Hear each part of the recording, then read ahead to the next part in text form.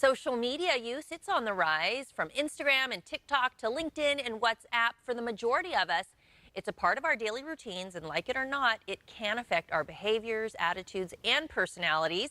Clinical psychologist Dr. Paula Durlofsky is with us this morning with her tips on how to strike that perfect balance between virtual life and actual life. Good morning. Good morning. Thank you. I'm so happy to be here. Well, as we all know, social media, it's here to stay. Can you explain how social media habits can really affect our mental health? Yeah, there are just so many of us that just automatically go on to social media without checking in with ourselves and thinking, well, how are we feeling?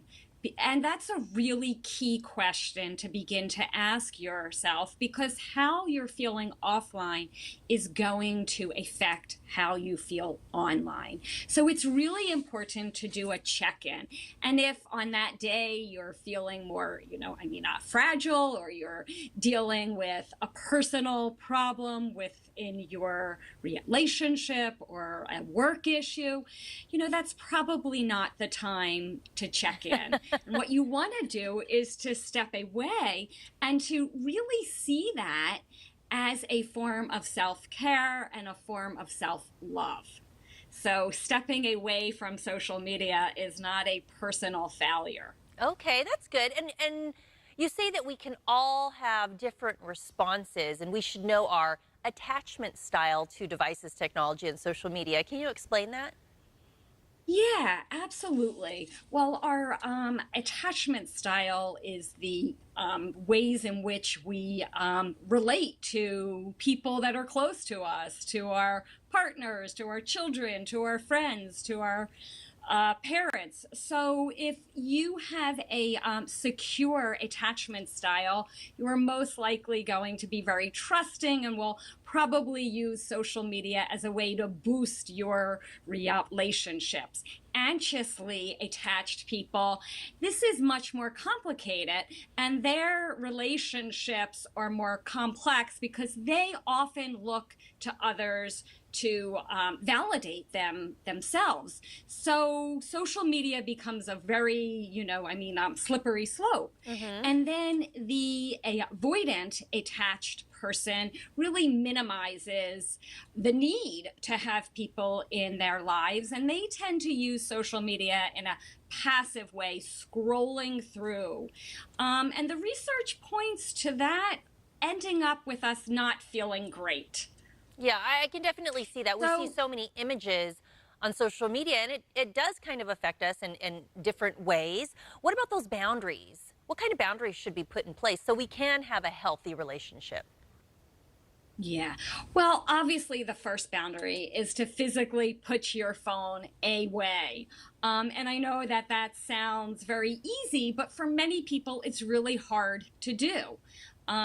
So something that is helpful to sticking to a boundary is to, understanding why.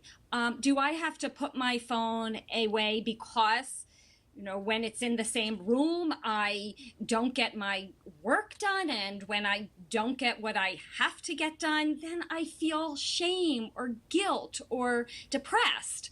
So it really, knowing that having your phone in your room is, going to make things much more difficult. And that involves being able to ride the wave of frustration. We all feel that. And taking deep breaths, calming your body also calms your mind, and it puts you in a place where you're able to make more skillful choices. And that means that, and that also spills over into social media, using it in skillful ways rather than in a reactionary way. Is so key to taking control back. I hear you. I mean, it can really affect us, whether you, really realize it on the surface or not. We take in all these images, we're reading all these posts, and maybe we're comparing ourselves. You talk about things like how it affects our mental health, having an e-tribe. What is that? Well, I really talk about the E-Tribe in my book, also as a way for those that struggle with real life relationships. Social media can be a very nice way to practice social skills, to practice being able to connect to people.